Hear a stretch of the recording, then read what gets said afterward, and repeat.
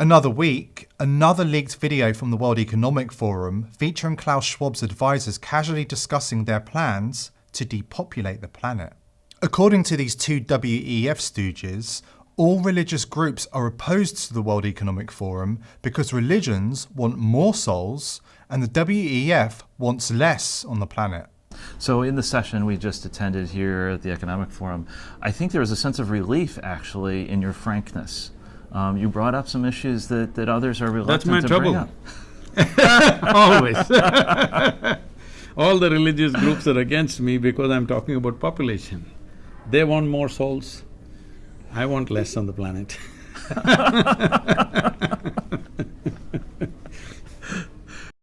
At what point do we stop and say enough? How many times does the World Economic Forum have to declare their sinister intentions before the world stops and listens? Klaus Schwab's right-hand man, Yuval Noah Harari, who has a history of saying the quiet parts out loud, recently admitted what many people have long suspected. According to Harari, who is promoting his new book, the big political question of the 21st century is, what do we need so many humans for? And it's not even the first time Yuval Noah Harari has let slip regarding their plans for humanity. He recently declared that the WEF considers the vast majority of the human population to be obsolete, useless, and redundant. According to Harari, so-called common people are right to be fearful of a future in which they will be made redundant. The WEF advisor assessed the widespread anxiety among common people as being rooted in a fear of being left behind in a future run by smart people. Such fears are justified according to Harari, who spoke on behalf of the elites and confirmed, we just don't need the vast majority of you. If you go back to the middle of the 20th century, and it doesn't matter if you're in the United States with Roosevelt, or if you're in Germany with Hitler, or if you're in the USSR with Stalin, and you think about building the future, then your building materials are those millions of people who are working hard in the factories, in the farms, the soldiers you need them. You don't have any kind of future without them. And now fast forward to the early 21st century when we just don't need the vast majority of the population. Because the future is about developing more and more sophisticated technology, like, again, artificial intelligence, bioengineering. Most people don't contribute anything to that, except perhaps for their data. And whatever people are still doing, which is useful, these technologies increasingly will make redundant and will make it possible to replace the people. Harari's comments are deeply disturbing because when they are placed in context with comments by other WEF advisors and affiliates like Bill Gates, it becomes clear that they have disablement and depopulation on their mind. And the UN is working hand in glove with the WEF. Here is Christiana Figueres letting the cat out of the bag about the plans of the elite. Isn't it true that stopping the rise in population would be one of the biggest levers in driving the rise in greenhouse gases? Is that well, I mean, we all know we expect 9 billion, right, by 2050. So yes, obviously less people would exert less pressure on the natural resources, and that's so is just 9 math. billion a foregone conclusion? That's like baked in, done, no way to change that? Well, there again, there's pressure in the system to go toward that. We can definitely change those, right? We can definitely change those numbers, and we really should make every effort to change the numbers because we are already today exceeding the planetary carrying capacity today. Alan Gregg, an official founder for the Rockefeller Foundation, said the world has cancer and the cancer is man. Prince Philip, Queen Elizabeth's husband, said if he could be reincarnated, he would wish to return to Earth as a killer virus to lower human population levels. A nice guy, that Philip. Jacques Cousteau said we need to eliminate 350,000 people a day. Media mogul Ted Turner said we need a 95% decline in population. Okay, Ted, you first.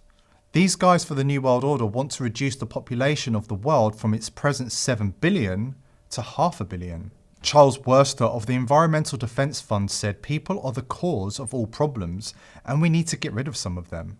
Bill Clinton signed the Biodiversity Treaty that said we need to reduce the Earth's population to 1 billion. Peter Singer, an influential Princeton professor who is teaching your children, wants to have abortions after the baby's born.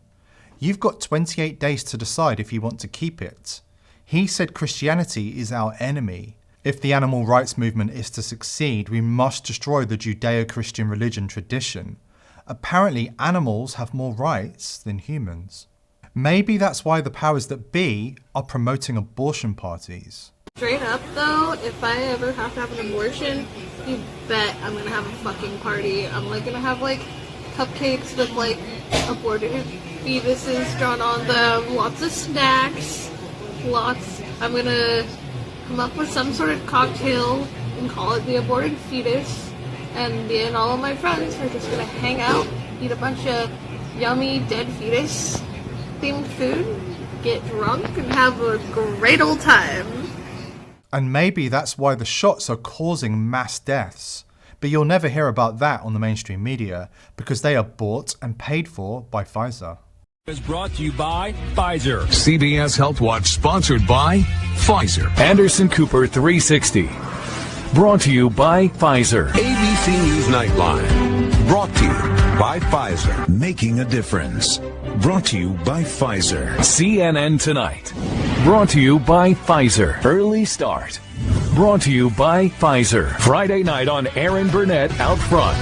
Brought to you by Pfizer. This Week with George Stephanopoulos is brought to you by Pfizer. This weather report brought to you by Pfizer. Today's countdown to the royal wedding is brought to you by Pfizer. And now a CBS Sports Update brought to you by Pfizer. Meet the Press Data Download brought to you by Pfizer. This portion of CBS This Morning sponsored by Pfizer. On how to find the hidden sugars in the American family diet. Sponsored by Pfizer. And maybe that's why they're promoting obesity, which last time anyone checked leads to diabetes and an early grave. The body positivity movement promotes obese bodies as healthy and is being pushed hard by the mainstream media, with new celebrities created to brainwash the children. Maybe that's why an insulin factory was blown up just in the nick of time to cause an insulin shortage when it's needed the most. I got us donuts. Those are so bad for you. Oh no, are they moldy? I mean, are they poisoned? Are you allergic? No, I'm just saying. You're judging my food choices based on a false standard of health again, aren't you? Guilty.